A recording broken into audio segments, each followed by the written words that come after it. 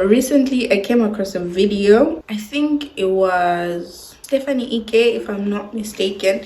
She asked a question about if you didn't post scriptures or Bible verses, would people be able to tell that this is a child of God just by looking at you? Does your life reflect God? And it really got me thinking. I was like, yeah, because we know what we're doing.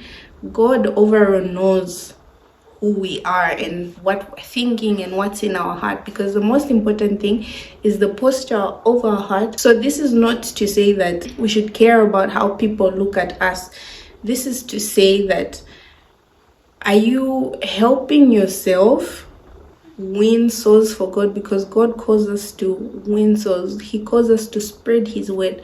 So are you making it easier for yourself to spread the word, or are you making it hard for yourself? Because there was a time I was struggling with whether it's okay for me to be in the club even though I'm not drinking, I'm not singing along to the music, I'm there just drinking my Fanta or my water or whatever. But it's like, what are you doing there to begin with?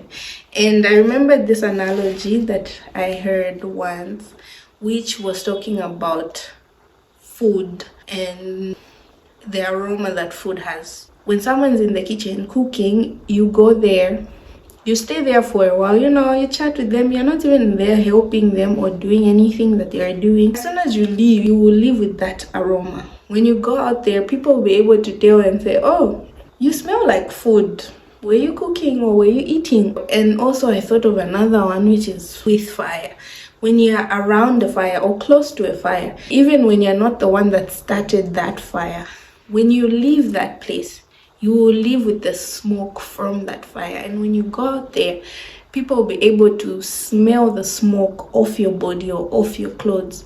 So it's the same thing. When people see you talk about God, then they also see you put yourself in certain situations or certain places. It's kind of contradictory. So now imagine you go to someone to preach the gospel or to win that soul for God.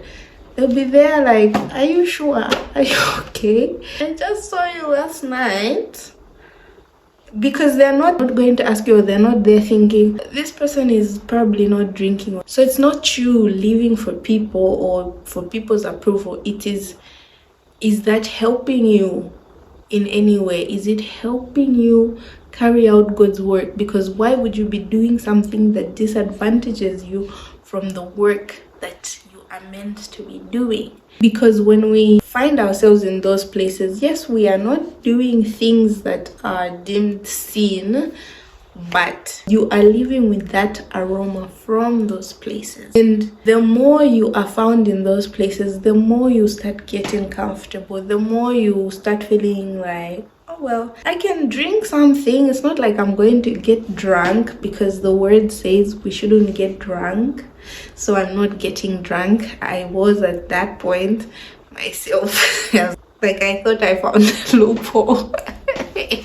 Yeah. Now you go from I'm not getting drunk to, well, I'm getting drunk, but I'm just going home to sleep. I'm not insulting anyone, I'm not fighting, I'm not doing anything.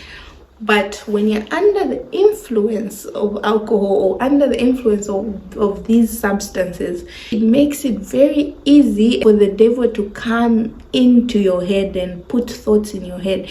It makes you vulnerable to the attack of the devil. It makes you vulnerable to the schemes of the devil, because when you're under that influence, a thought will pop in your head, and the next thing you know is you're acting on it.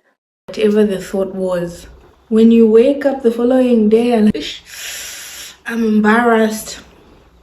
See how getting high just disadvantages you. So why would you then want to put yourself in a situation that disadvantages you to carry out the work that God has called you to?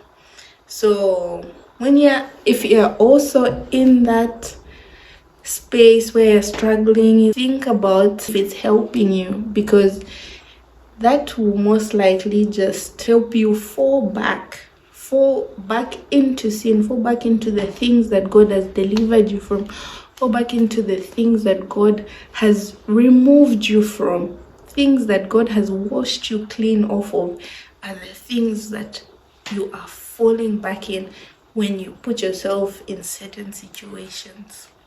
So that was my word for today, or my word of encouragement for today. Bye.